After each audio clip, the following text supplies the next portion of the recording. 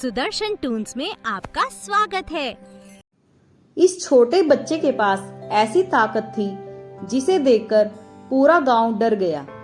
देखिए पूरी कहानी। एक छोटे से गांव में आरव नाम का प्यारा बच्चा रहता था। आरव बहुत सीधा और मददगार था। वह हमेशा सबकी सहायता करता था, लेकिन गांव के कुछ लोग उसे कमजोर समझते थे।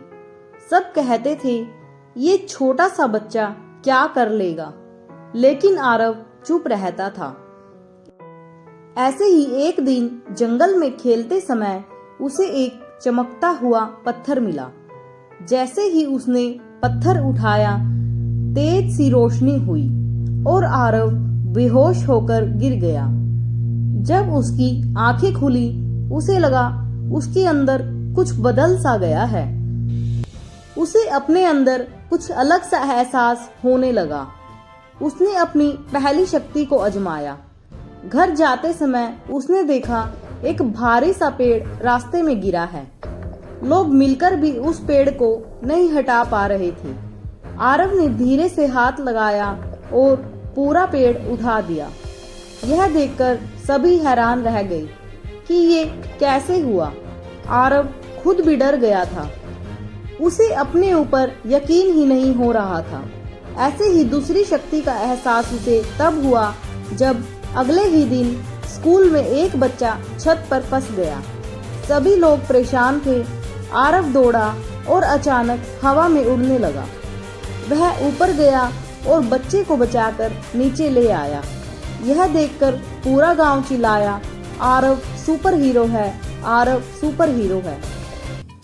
ऐसे ही करते करते उसे अपनी तीसरी शक्ति का भी एहसास तब हुआ जब एक दिन गांव में आग लग गई। लोग इधर उधर भागने लगे। आरव ने हाथ फैलाया और उसके हाथों से पानी निकलने लगा। उसने पूरी आग बुझा दी। यह देखकर गांव के सभी लोग काफी खुश हो गए थे। लेकिन वहीं गांव का एक लालची सरपंच था जो यह सब कुछ देख रहा था। उसने सोचा, अगर ये बच्चा मेरी बात माने तो मैं बहुत अमीर बन जाऊंगा।